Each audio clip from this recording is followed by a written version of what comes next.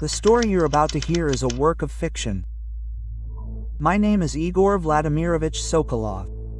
In 1964, I worked as a physicist in a closed scientific division of the USSR Academy of Sciences. My specialty was optics and light phenomena. On April 23rd of that year, I was summoned to the Institute's director's office. 3 unfamiliar men in dark suits were already there. The conversation was brief. I was offered participation in a secret expedition to Алтае. The goal: to study so-called light anomalies in an abandoned mine. They didn't give me any details. The duration of the trip was 3 months. I couldn't refuse. I agreed, unaware that in 90 days our project would be urgently closed, all materials would be destroyed, and I would be forced to sign a non-disclosure agreement for 30 years. Now it's 1994. I can tell you. Friends, I have a small request. Support the channel by liking and subscribing. Thank you. We're getting started. On May 1st, 1964, I arrived in Gorno-Алтайsk. A military driver met me at the airport. We drove east for almost 5 hours. The road led through mountain passes, past villages with wooden houses and pastures. By evening, we reached the closed zone. There was a checkpoint, a watchtower, and barbed wire. They checked me against a list and let me through. The base was located in a ravine between 2 hills. Several wooden barracks, a diesel power plant, a warehouse, and a canteen. Everything looked temporary, like a geological camp, but security was tight. Soldiers with machine guns patrolled the perimeter. I was housed in a barracks with 3 other scientists. One of them was Mikhail Georgievich Lebedev, a geophysicist from Novosibirsk. The second was Anatoly Stepanovich Krylov, a chemist. The third was Viktor Pavlovich Danilov, a lab photographer. All were about my age, around 30. That evening, we were gathered in the headquarters barracks. The project manager, Colonel Pyotr Ilyich Kravtsov, was tall, thin, and had cold eyes. He stood by the map on the wall and began the briefing. The object of our research was shaft number 17, abandoned since 1938. It had officially been used for polymetallic ore mining, but operations were halted due to low profitability. In 1962, local shepherds reported strange phenomena. They saw a glow at night near the shaft, sometimes moving shadows that didn't correspond to the light sources. Kravtsov showed us photographs. Black and white shots taken at night. They indeed showed glowing spots at the entrance to the shaft. But what struck me was that one of the shots clearly showed the silhouette of a man, tall, elongated, with disproportionately long arms. The problem was, no one was in the frame at the time the photo was taken. The photographer was photographing an empty area in front of the shaft. The colonel explained our mission. We were to descend into the mine, study the nature of these anomalies, take samples, and take measurements. Particular attention was paid to lighting effects and shadow behavior. We were provided with equipment, cameras, lighting fixtures, and devices for measuring temperature, humidity, and background radiation. The descent was scheduled for the next day. That night, I couldn't sleep. I lay on my bunk and thought about that silhouette in the photograph. Lebedev wasn't sleeping either. He was smoking by the window and staring into the darkness. I asked him what he thought about it. Mikhail Georgievich shrugged and said that Siberia was full of legends about strange places. Shamans call them PowerPoints. He didn't believe in mysticism, but he acknowledged that some scientific phenomena were still unclear. I stood up and went to the window. Outside, the night was pitch dark. The stars were bright, the air was cold. The lights of the guard towers were visible in the distance. Everything seemed normal, but somewhere out there, a few kilometers away, was a mine, and something about it was off. On the morning of May 2nd, We had breakfast in the mess hall and packed up our gear. Colonel Krovtsov assigned us 2 escorts, Sergeant Voronov and Private Makarov. Both were young, strong men. They carried boxes of equipment and automatic rifles, just in case. We reached the mine by truck. The road wound along the slopes. The wheels slipped on the rocks. The driver drove confidently but remained silent the entire way. An hour and a half later, we arrived. The mine was located in a narrow gorge. The entrance was a rectangular portal lined with logs. The narrow-gauge railway tracks disappeared into the darkness. Nearby stood dilapidated wooden buildings, the remains of service buildings. Krylov took out a dosimeter and checked the radiation background. The readings were normal. Lebedev measured the air temperature at +8 degrees Celsius. I turned on the flashlight and aimed the beam into the shaft. The light was enough for about 20 meters. Beyond that, it was completely dark. Danilov set up a tripod and took a few photos of the entrance. We descended inside. The shaft was dry, the walls were reinforced with wooden posts, and it smelled of earth and stale air. The rails underfoot were covered in rust, but they were in good condition. We walked in single file, lighting the way with flashlights. Voronov and Makarov brought up the rear. After 100 meters, the adit widened. The ceiling rose to a height of 5 meters. Side tunnels led off to the left and right. Lebedev stopped and took out his compass. The needle trembled, but it pointed north. There were no magnetic anomalies. We continued along the main tunnel. After another 200 meters, I noticed something strange. There was a shadow on the wall to my right. The usual shadow of my hand, which I held with the flashlight, but when I lowered my hand, the shadow remained.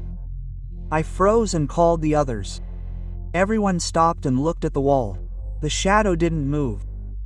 It was clear and dark, as if drawn with charcoal. Danilov quickly pulled out his camera and took a photo.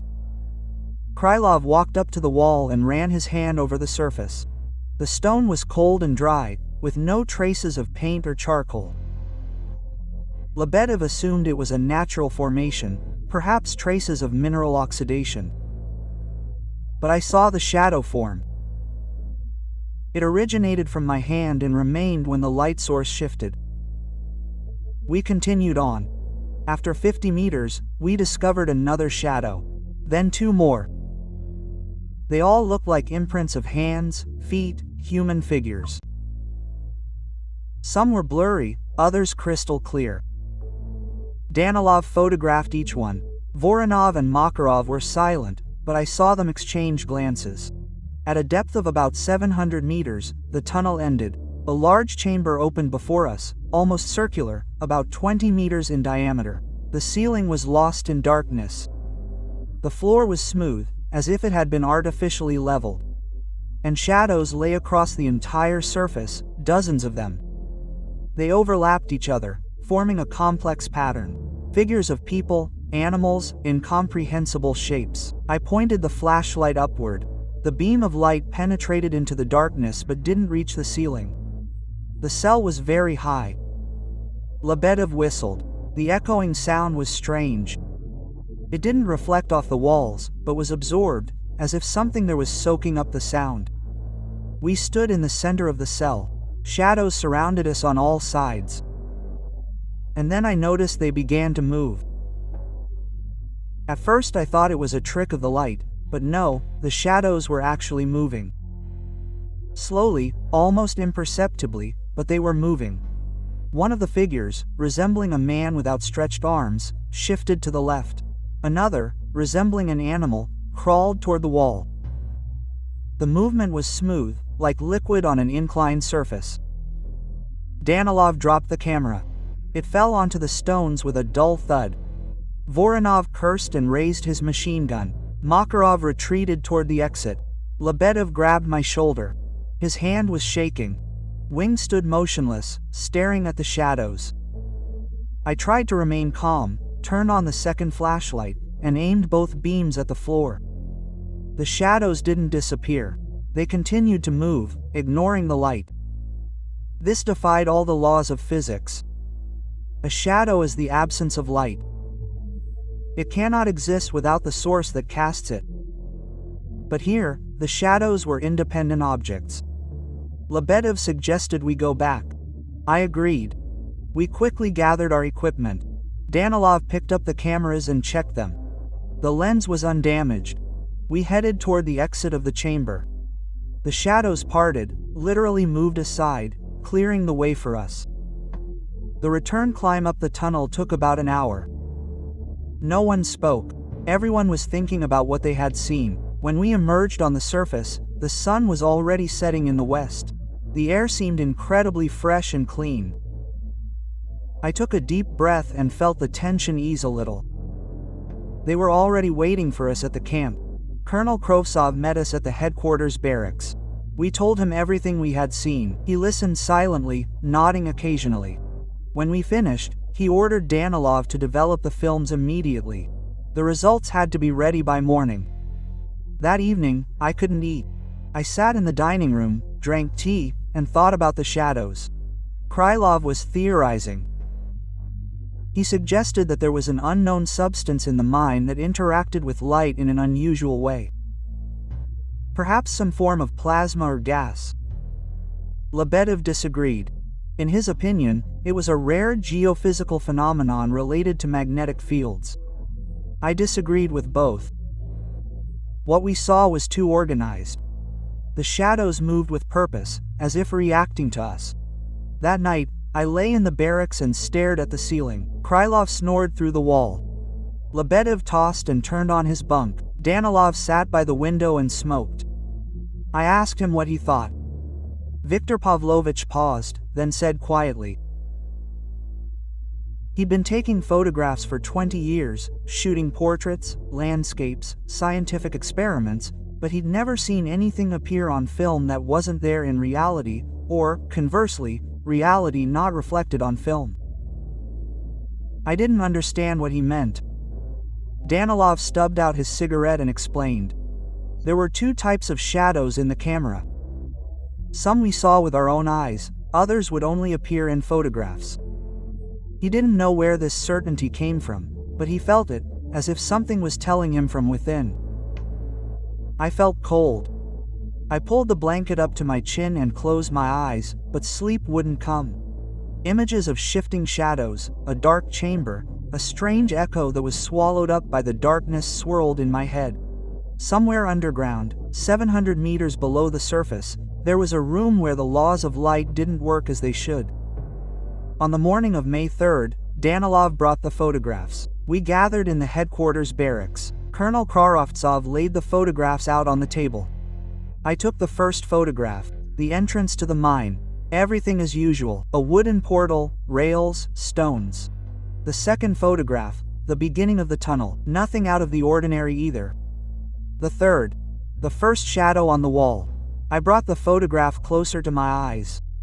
The shadow was clear and detailed, but next to it, slightly to the side, another silhouette appeared, very pale, barely discernible.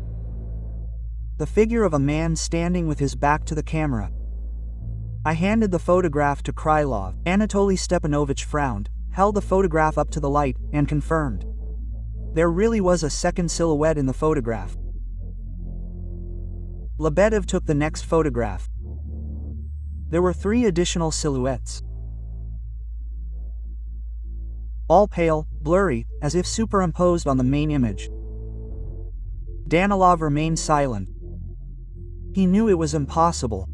Film captures light. If there is no object in the frame, it cannot appear in the photograph. But there were silhouettes. Colonel Kravtsov took the last photograph, the one taken in the central chamber. I saw his face change, turn pale. He looked at the photograph for a long time, then put it on the table and walked over to the window. I picked up the photograph and understood why he had reacted that way. The picture showed a camera, a floor covered in shadows. But beyond the shadows, there were people, dozens of human figures. They stood motionless, facing the center, where we were. The figures were translucent, as if made of smoke. Some looked almost real, others were barely discernible, but they were all directed at us. Krylov threw the photograph aside and walked over to the wall. Lebedev crossed himself. I wasn't a believer, but at that moment I wanted to cross myself too. Danilov took the photograph and began examining it through a magnifying glass. He studied the details, as if trying to find signs of a fake, but there was no fake. The picture was real. Colonel Kravtsov turned to us. His voice was harsh. He said that tomorrow we would repeat the descent. This time we'll take additional equipment, a movie camera, devices for measuring electromagnetic fields, and air samples for analysis. We need to understand the nature of the phenomenon. Lebedev objected. He thought it was dangerous to go down. We don't know what we're dealing with. Kravtsov snapped. There are orders. Orders. We spent the rest of the day preparing the equipment. I checked the lighting fixtures and extra batteries. Krylov packed test tubes and flasks for collecting samples. Lebedev adjusted the magnetometer, a device for measuring magnetic fields. Danilov loaded the movie camera with film. By evening, everything was ready. We had dinner in the dining room. The food was simple: porridge, stewed meat, bread. But I barely ate. My mind was spinning with thoughts about those figures in the photograph. Who are they? Where did they come from? Why didn't we see them with our own eyes? Krylov put forward a theory. Perhaps there was a gas in the camera that affected the light-sensitive emulsion. This would explain the appearance of images on the film. But I wasn't sure. The gas could create stains and distortions, but not detailed human figures. Lebedev proposed another theory. He talked about so-called afterimages. There's a hypothesis that strong emotional events can leave a trace in the surrounding space. Something like a photograph, imprinted in stone or in the air. Perhaps something terrible had once happened in that chamber, and that event was recorded. I asked when the mine had closed. The colonel replied in 1938. The official reason was low profitability, but 1938 was the peak of the purges. Perhaps the mine closed for an entirely different reason. On May 4th, we descended into the mine again. This time the group was larger. In addition to the 4 of us and 2 soldiers, Colonel Kravtsov himself went with us. He carried a pistol in his holster and a portable radio. Communications didn't work underground, but he took the radio just in case. The descent went without incident. The shadows on the walls remained in place. We reached the central chamber. Danilov set up the movie camera on a tripod and began filming. Krylov took air samples, sealing them in hermetically sealed flasks. Lebedev walked around the perimeter with a magnetometer. The instrument readings were normal. No anomalies. I stood in the center of the chamber and shone the flashlight in all directions. The shadows on the floor began to move again. Slowly, barely noticeably, but they moved. I called Danilov.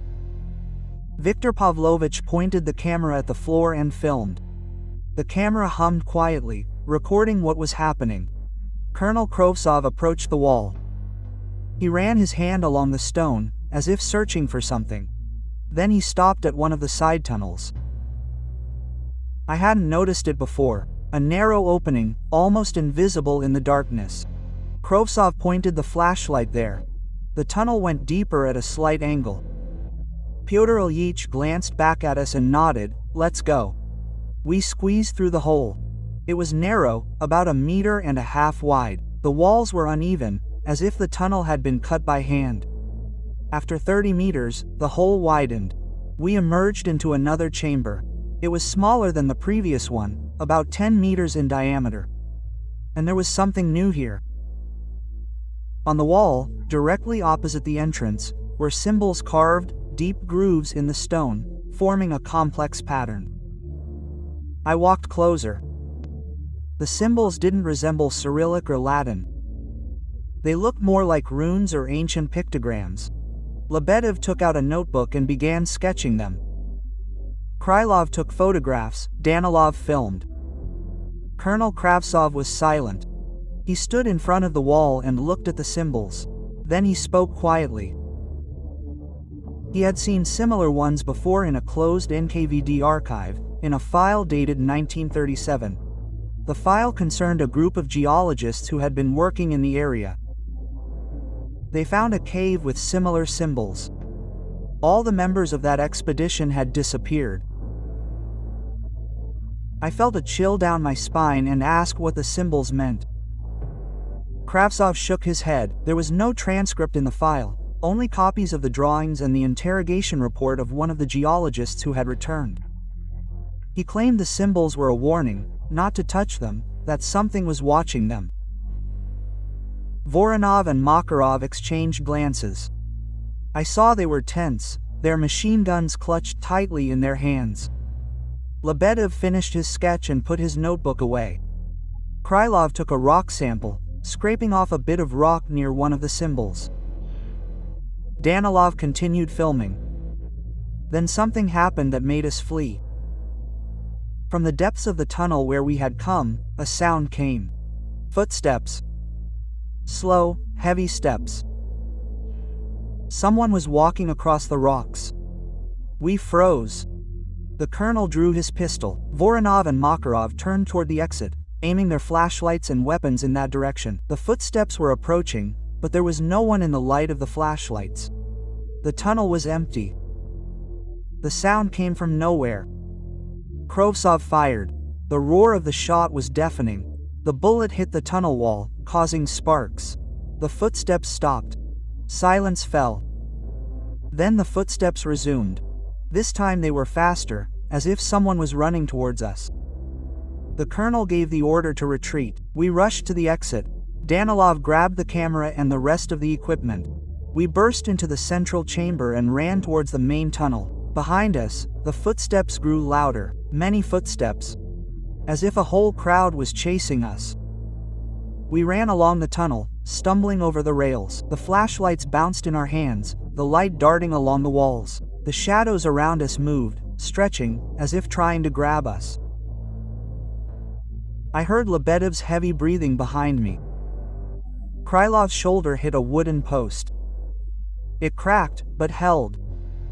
The footsteps behind us continued. They echoed in the tunnel, merging into one continuous roar.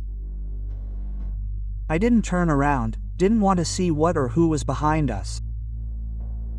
Danilov ran ahead, clutching the camera to his chest.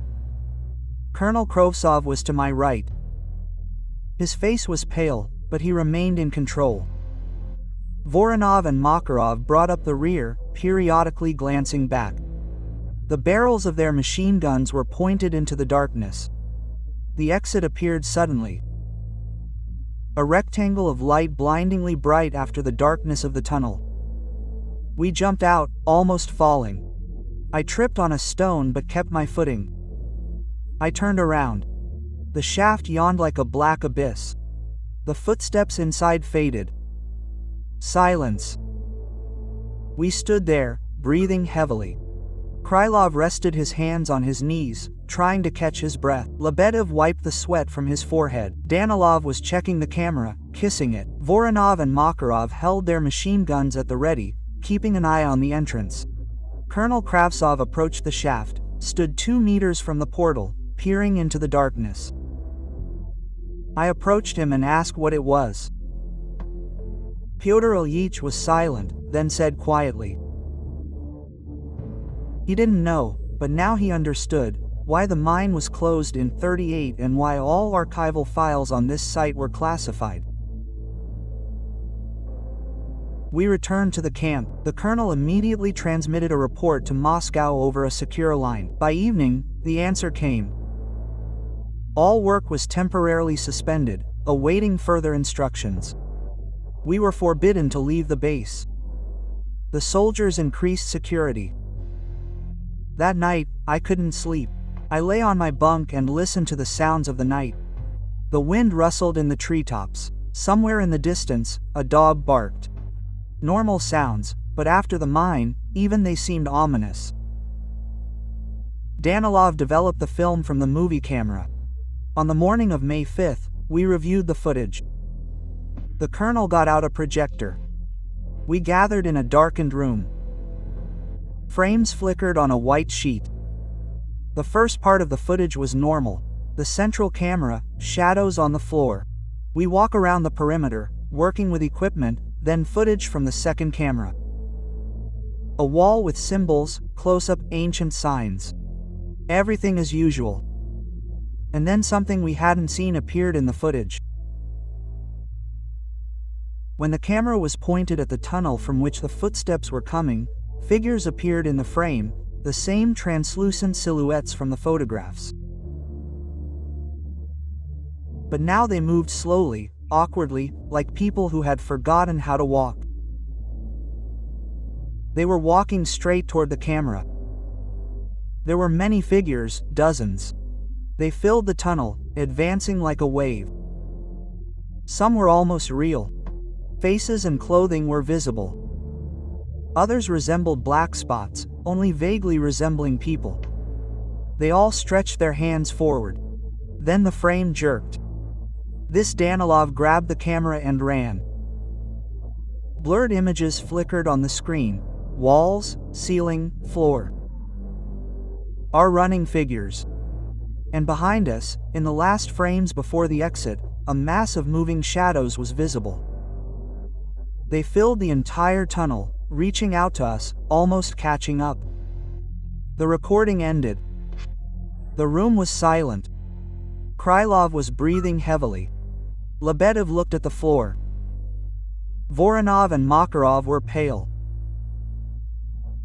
Colonel Krovtsov turned off the projector and said, "Don't tell anyone what we saw. It's a state secret." Quote. We waited for the next 3 days. A tense silence reigned in the camp. The scientists sat in the barracks, analyzing the collected data. Krylov analyzed air and rock samples. The results were normal. No unknown substances, no anomalies. Ordinary rock, ordinary air. Lebedev studied the magnetometer records. The magnetic field in the mine was stable. No fluctuations, no deviations from the norm. It looked like we were descending into an ordinary old mine shaft. But we knew better. I tried to find a scientific explanation, pondering theories that could explain what I'd seen. Perhaps it was an unknown form of energy or a rare physical phenomenon related to quantum effects, but all my hypotheses were dashed by the facts. The shadows defied the laws of physics. The figures on the film couldn't be explained by optical illusions. On May 8th, a commission from Moscow arrived at the camp. 3 civilians and a general. They locked themselves in the headquarters barracks with Colonel Kravtsov for several hours. Then they called us in one by one. I was the third. The general was sitting at the table, 2 civilians standing nearby. The third stood by the window with his back to me. The general gestured to a chair. I sat down. He asked questions. What exactly did I see? What did I hear? What explanation do I have? Quote. I answered honestly, describing in detail everything that happened. The general listened in silence. When I finished, he asked if I believed in mysticism. I answered that I did not. I am a scientist. I believe in facts and the laws of nature. But the laws of nature that I know do not explain what I saw. The general nodded and gave the correct answer. Then he told me something. In 1937, an NKVD expedition worked in these places. Officially, a geological survey. In reality, they were looking for ancient objects.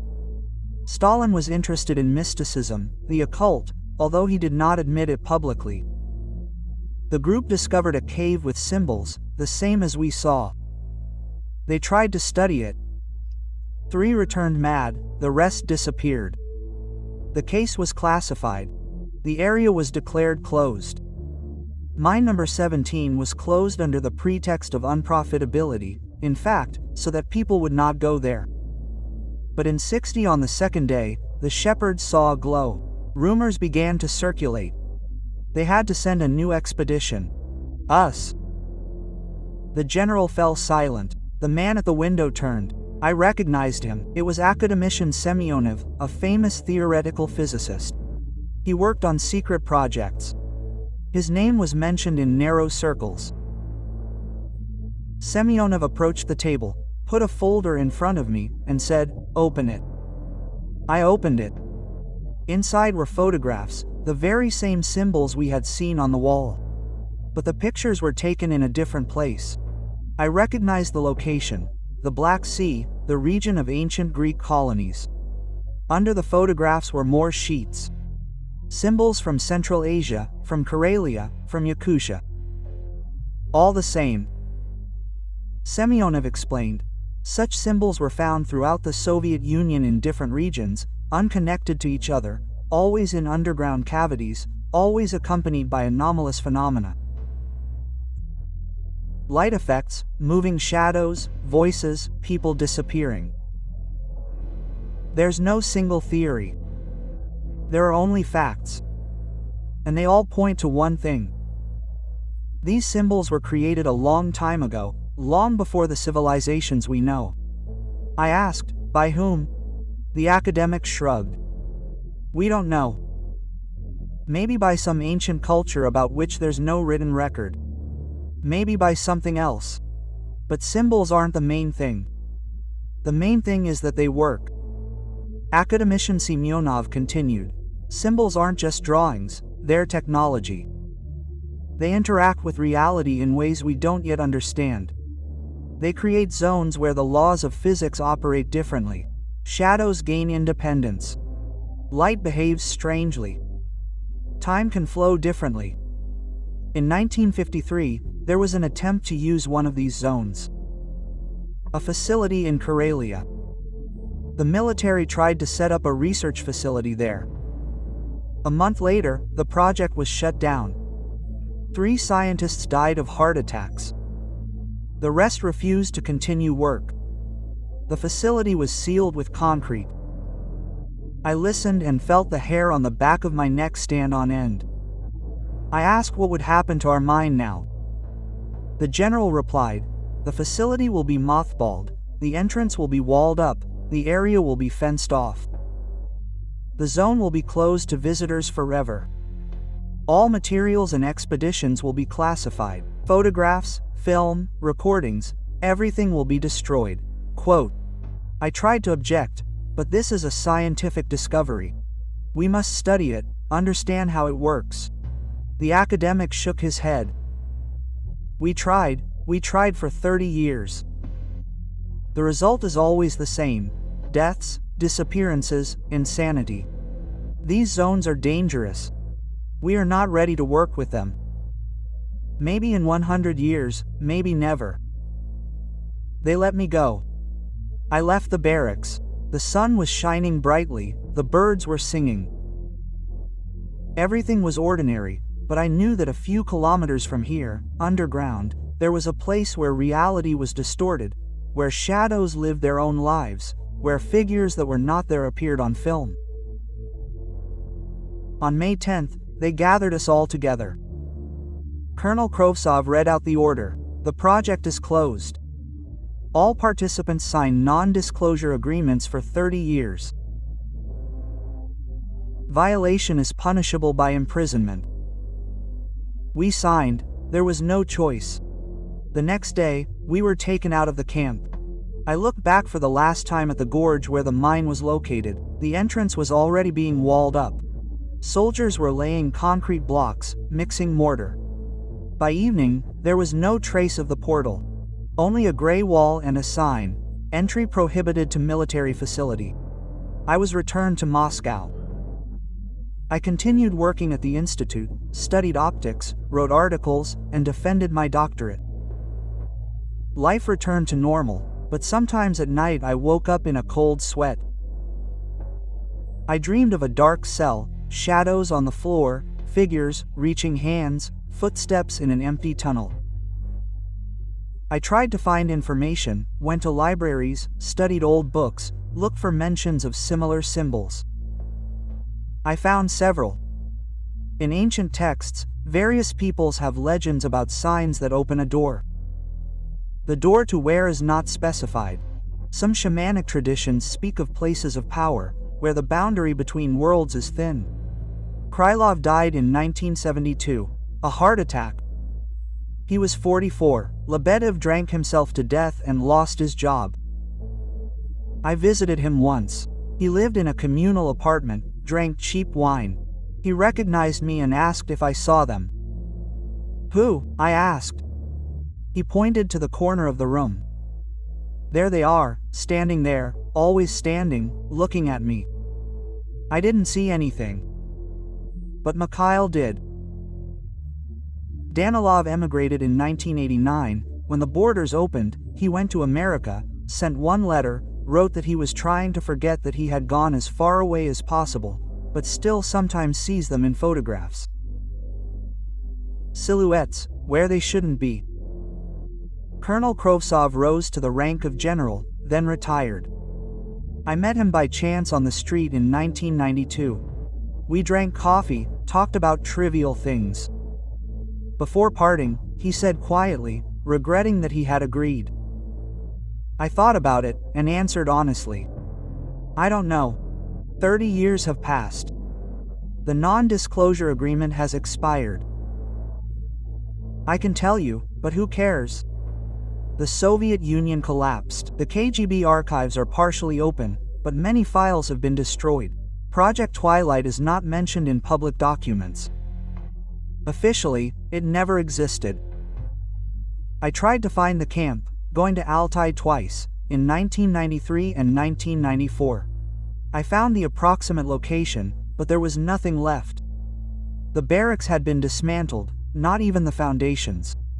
Only a clearing in a ravine between the hills and barbed wire posts overgrown with grass. I didn't find the mine. I located the gorge from memory and maps, but the entrance was sealed up so thoroughly that it was indistinguishable from natural rock. Or maybe my memory failed me. 30 years is a long time. The terrain has changed, the trees have grown, the rocks have crumbled. Maybe I was looking in the wrong place. I asked the locals. The old folks remembered that there had been a military facility here in the 60s, but they didn't know what exactly they did there. One old man said that shepherds avoid that gorge. They don't graze cattle there. They say it's an evil place. At night, lights are visible, voices are sometimes heard. I went there at night. Alone, I took a flashlight and a camera and sat on the rocks until dawn. I saw no lights, heard no voices, only the wind, the stars, and silence. Maybe they're legends. Maybe I was in the wrong place. But one day in 1994, something strange happened. I developed the film from that night trip, and in one of the frames I saw a silhouette, pale, barely distinguishable, a human figure against the rocks. I was alone, no one was around. I checked the negative, the silhouette was there. No defect, no flare. The image. I enlarged the frame. The figure stood motionless, facing the camera. Facial features were impossible to discern, but the pose was strange. Arms extended forward, as if someone was reaching or pointing. After that, I never went to Алтае again. I realized it was better not to disturb that place. Let it remain closed, walled up, forgotten. Some doors should not be opened. I began looking for information in other directions, studying the history of the region, reading archaeological reports. It turns out that strange artifacts have been found in those areas. Stone slabs with incomprehensible drawings, burials dating back several thousand years BC, anomaly skeletons, unusually shaped skulls, elongated bones. One archaeologist I corresponded with told me something interesting. In the 1930s, the NKVD was actively interested in ancient cultures. Secret expeditions were organized, searching for artifacts that could give the USSR an advantage: occult knowledge, ancient technologies. It sounds like science fiction, but the documents exist. Some have been declassified. Perhaps shaft number 17 was part of this search. Perhaps they found what they were looking for there, but couldn't use it or didn't want to. Too dangerous, too unclear. I think about those figures on the film. Who were they? People who once worked in the mine, victims of experiments from the 1930s, or something completely different, something that existed there long before us. Academician Semyonov said, "Symbols are created by an ancient culture." But I'm not sure. Maybe the symbols weren't created, maybe they were always there. Part of the place itself, part of the reality that's hidden from us. And sometimes, in certain spots on the planet, the boundary thins. We see what's usually invisible. Shadows aren't just the absence of light, they're something more, a reflection of another world, a world that exists parallel to ours. And in some places, like that mine, these worlds touch. In 1995, I received a letter with no return address. Inside was a piece of paper and an old photograph. It showed a group of people against a backdrop of rocks. They were dressed in clothes from the 1930s. Their faces were serious. I didn't recognize anyone, but on the back was a note in pencil. Expedition number 7. Алтае. August 1937. The letter was short.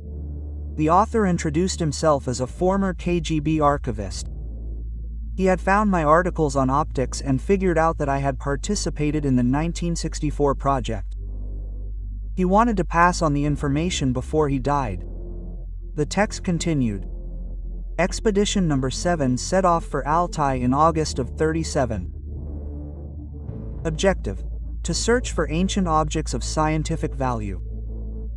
Leader: NKVD officer Grigory Pavlovich Zarubin. Composition: 12 people, geologists, archaeologists, and one ethnographer. The group discovered a cave with symbols, took a description, photographs, and attempted to collect rock samples for analysis. On the third day, problems began. One of the participants disappeared. They searched for 2 days. They found him a kilometer from the camp. He was sitting on the ground, staring at one point, unresponsive to voices. He was taken to Gorno-Altaysk. Diagnosis: catatonic stupor. A week later, 2 more disappeared. They were never found. The expedition was cancelled early. 6 returned. 3 of them committed suicide a month later. 1 was admitted to a psychiatric hospital. 2 remained: Zarubin and geologist Tarantayev. Both wrote detailed reports.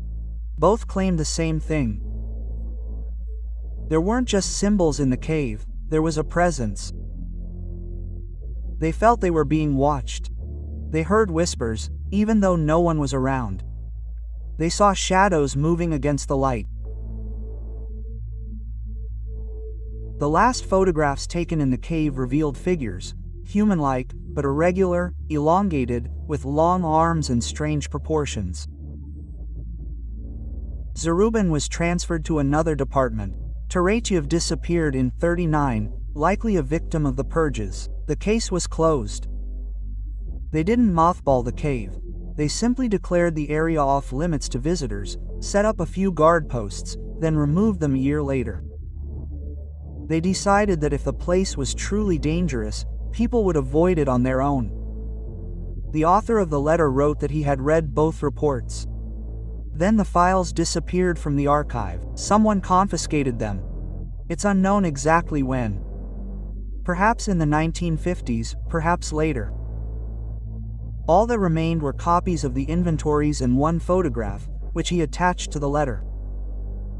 I examined the photo under a magnifying glass, trying to discern details. The people's faces were blurry, old equipment, a long exposure, but the background was clear. Rocks, stones, a cave entrance. And on the right edge of the frame, a silhouette, the same one, elongated, with long arms, pale, translucent. I wrote a reply, included a phone number, and asked to get in touch. The letter was returned. The addressee was not found. I tried to find the author through acquaintances in the archives, without success. The person disappeared or never existed, but the photograph remained. I keep it in a safe. Sometimes I take it out, look at it, trying to understand. Those people in the picture, they saw the same thing I saw 30 years earlier. It turns out the phenomenon has been around for a long time, didn't just appear suddenly. It's always there, waiting. Waiting for what? For whom? I don't know. Maybe for no one. Maybe it's not waiting, it's just there. Like a natural phenomenon. A storm, an earthquake, the aurora borealis. Only this phenomenon doesn't affect the physical world. It affects the boundary between light and darkness, between the visible and the invisible. Academician Semyonov once said, "We're not ready." 30 years have passed. I think we're still not ready. In 2002, a news report flashed. A group of tourists had disappeared in Алтае. 4 young people had gone on a hike. Communication was lost. Rescuers found the camp, tents, and belongings. Everything in place. The tourists themselves were gone. The search lasted a month, with no results. I read this and felt a chill. I looked at the map. The search area was approximate, but the coordinates matched the spot where I'd descended into a mine 38 years earlier. Coincidence? Maybe, but I don't believe it. I called a journalist friend and asked for more details. A week later, he called back and said the case was closed. The official version: the tourists got lost and died of hypothermia. The bodies weren't found due to the difficult terrain. The investigation was closed, but a journalist added something unofficial. One of the rescuers was telling strange stories. They found a camera in a tourist camp. The film was intact. They developed it. The final frames showed a gorge, rocks, and figures. Blurred, indistinct, but humanoid silhouettes were visible against the rocks. The rescuer claimed there were no people there, only a group of them. The photographs were confiscated, said to be for analysis. They were never returned. The rescuer was told it was best to keep quiet. He fell silent. I realized the situation was repeating itself. Every few decades, someone stumbles upon that place. Something is happening. The people are gone, or they're not themselves. The authorities are keeping quiet, pretending nothing special, life goes on. But something else worries me. The purity of events is growing. In 1937, there was an expedition. In 1964, our project. In 2002, tourists. The intervals are getting shorter. 27 years, 38 years, what will happen in 20 years, 10? I studied modern maps, satellite ones. I found that gorge. Now it's designated a danger zone. Officially, it's because of rockfalls, but I know the real reason. The walled-up entrance still stands there. There are still chambers with symbols underground. And something lives there, or exists there, or waits. I wrote letters to institutes, universities, and scientific journals, trying to attract their attention, proposing to organize research with safety precautions. Remote sensing, robots, drones. Modern technologies make it possible to study hazardous objects without risk to people. The responses were polite and dismissive. Insufficient funding, no scientific justification, the project isn't among the institute's priorities. One professor wrote directly, "The topic is too marginal. Nobody wants to get involved with mysticism and the paranormal. Reputation is more important." I understand them. I would be a skeptic myself if I hadn't seen it with my own eyes, if there were no film, no photographs, no tunnel tests. But I saw it, I know it's real. In 2012, academician Semyonov died. I was at the funeral. After the ceremony, a woman approached me, introduced herself as his daughter, and said that my father asked me to give him a folder if I was still alive. The folder was thin. Inside were several sheets. Handwritten text. Semyonov's notes. He wrote that he had been thinking about the Twilight Project all his life. He tried to understand it, created a theory, but could not test it. There was no way, no access to the object. The theory was simple and frightening at the same time. Semyonov believed that symbols are not signs created by someone, they are traces, imprints, like footprints in the sand. Only these traces are left in the structure space, something that passed here a very long time ago. And in some places, these imprints have been preserved, creating zones of distortion.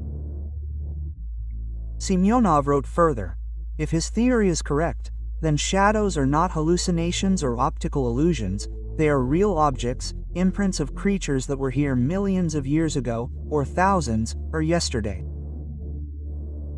Time in such zones is relative. The past, present, and future are mixed. Figures in photographs are also imprints, but not in stone, in light, in the very structure of reality.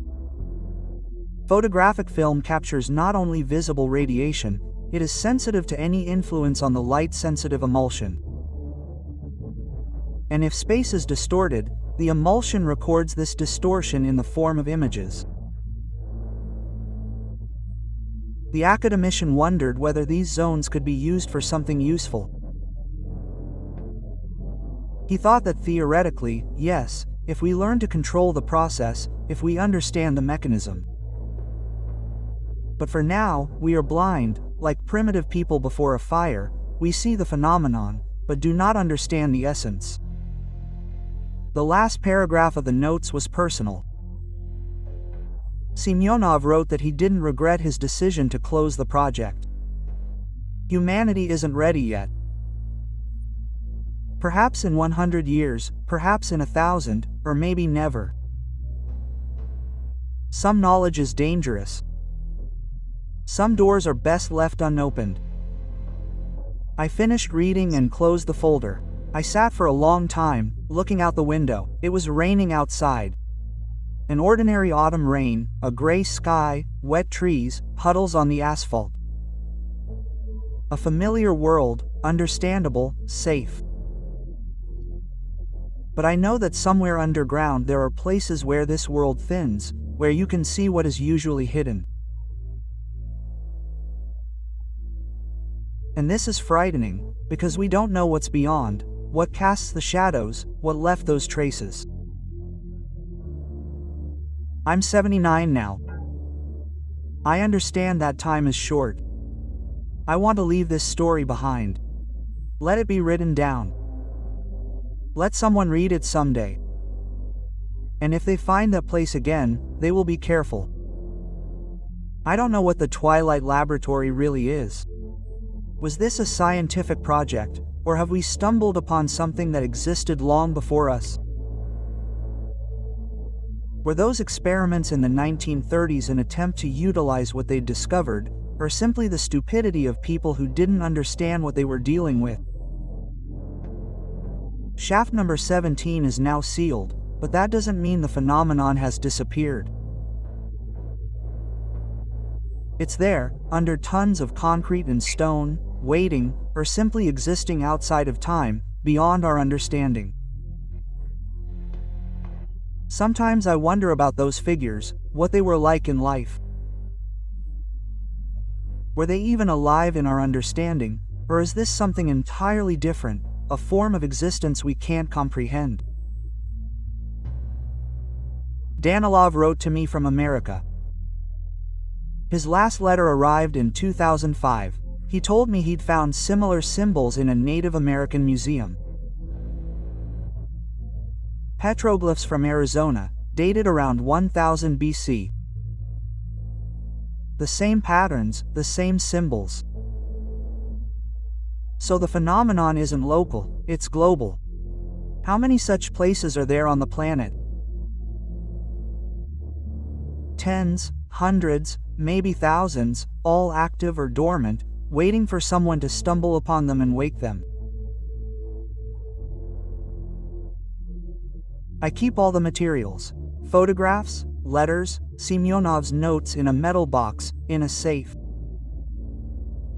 After my death, they should go to my grandson. He is a physicist, young, intelligent. Perhaps he will continue. Or not, it is his choice. But the main thing I want to convey is, be careful. The world is more complex than it seems. There are places it is better not to go. There are questions it is better not to seek answers to. Shadows exist not only as an absence of light. They live, they remember. And in some places, they can touch you. The Twilight Laboratory was closed 50 years ago, but the experiment continues without us, without our control. Somewhere in the depths, something is happening, and I am afraid to imagine what exactly. That is all I can tell you. My story. The story of the Twilight Laboratory and shaft number 17. Officially, this project never existed. The documents were destroyed, the witnesses died or scattered across the world. The place was sealed and forgotten. But I remember the darkness of the tunnel. I remember the shadows that moved. I remember the footsteps in the emptiness. I remember the figures on the film, elongated silhouettes with long arms. I remember how we ran, fleeing from something invisible. 30 years have passed since the non-disclosure agreement expired. I can speak, and I am not speaking for sensationalism, not to be considered crazy. I tell you because someone needs to know, needs to remember. The world is full of secrets. Some are better left hidden. But if you decide to look anyway, be prepared. Be prepared to find something you did not expect. Something that will change your understanding of reality forever. And I will continue to live, remember, and hope that the doors we once opened will remain closed forever.